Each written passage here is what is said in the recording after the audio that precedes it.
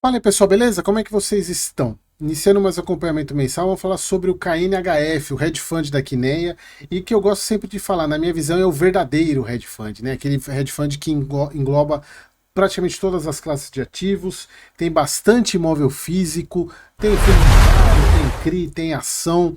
Nossa, assim, eu gosto muito do KNHF. Eu sou fã de carteirinha do KNHF, um baita do hedge fund.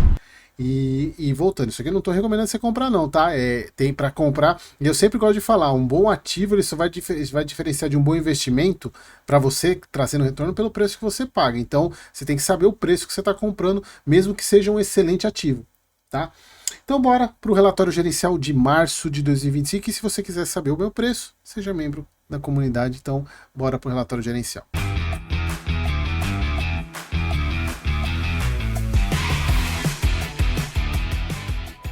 Então vamos lá, relatório gerencial agora de março, o fundo com 1,91 bilhão de patrimônio, cota patrimonial 97,17, cota de mercado 88,81. Se vocês lembram do vídeo do ITRI, vocês vejam a diferença de deságio aqui, está bem mais próximo, embora se a gente for pegar, quanto que ele fechou hoje, 86,81, aumentou um pouquinho o deságio, mas nem comparado com o ITRI, né? E aqui, que é o ponto que eu sempre gosto de falar para vocês, quando um hedge fund tem imóvel físico, que é o caso do KNHF. O imóvel físico, e ele tem uma porcentagem considerável de imóvel físico, 30% do patrimônio dele. Lembra, pessoal, como é que é feita a avaliação patrimonial de imóvel físico? É feita uma vez por ano. Enquanto esses caras aqui é basicamente diário, a marcação a mercado deles, nesse aqui é uma vez por ano.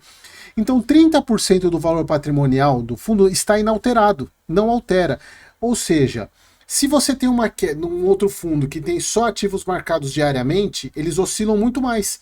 Esses 30% do KNHF seguram a variação patrimonial, seja para baixo ou seja para cima. Então pode ser que esse valor patrimonial é menor ou maior em função do que vem na próxima avaliação dessa parte aqui.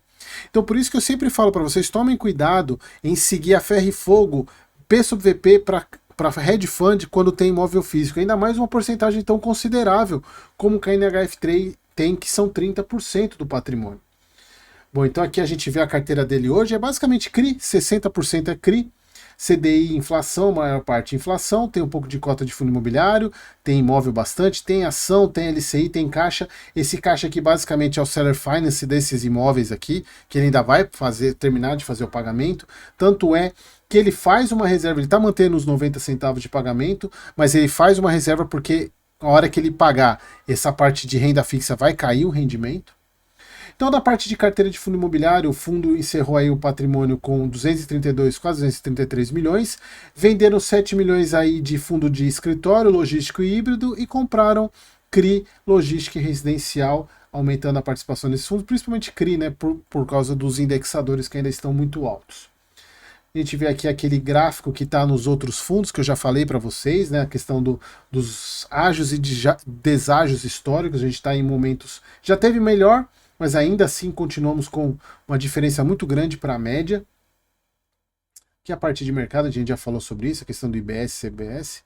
As movimentações de CRI, mais um que comprou esse CRI Pro Soluto, 429, 30 milhões, CDI mais 3,5, KCRE, KNCR, KNSC compraram este ativo também.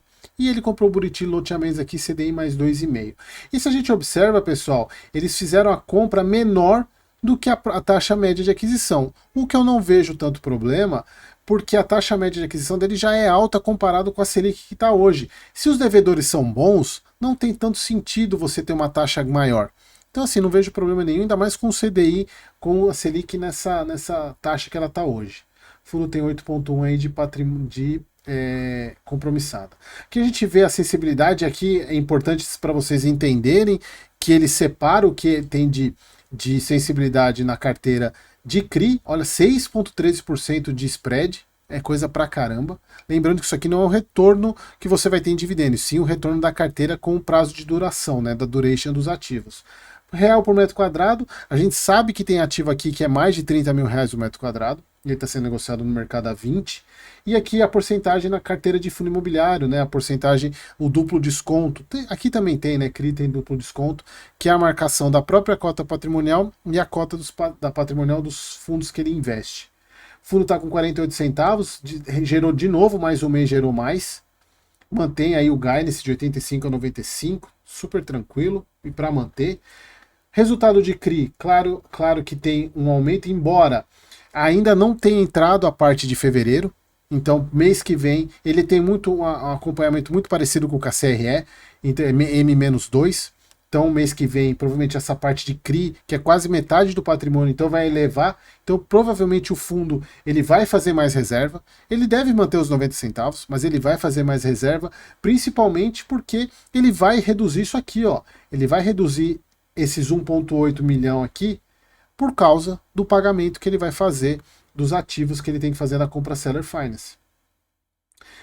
São essas compras aqui, ó. O fundo tem agora 50 milhões para pagar, no terceiro TRI 4 milhões, último TRI 17 e no primeiro TRI de 2026 os outros 80 milhões e mais 71 milhões aqui. Então tem bastante tempo ainda de renda que ele vai gerar, mas sempre lembrando que essa renda vai acabar e a renda acabando, o dividendo vai diminuir. Aqui é o São Luís, que é o lado que era do TEP, né? Que é a distribuição de dividendos. O fundo abriu uma boca enorme de deságio. E aqui a carteira do fundo em termos de CRI, fundo imobiliário, ações e o portfólio de escritórios, né? O portfólio de ativos e o shopping Uberaba, que veio lá do HSML. Beleza, pessoal? Então era isso. Espero que vocês tenham gostado e até o próximo vídeo.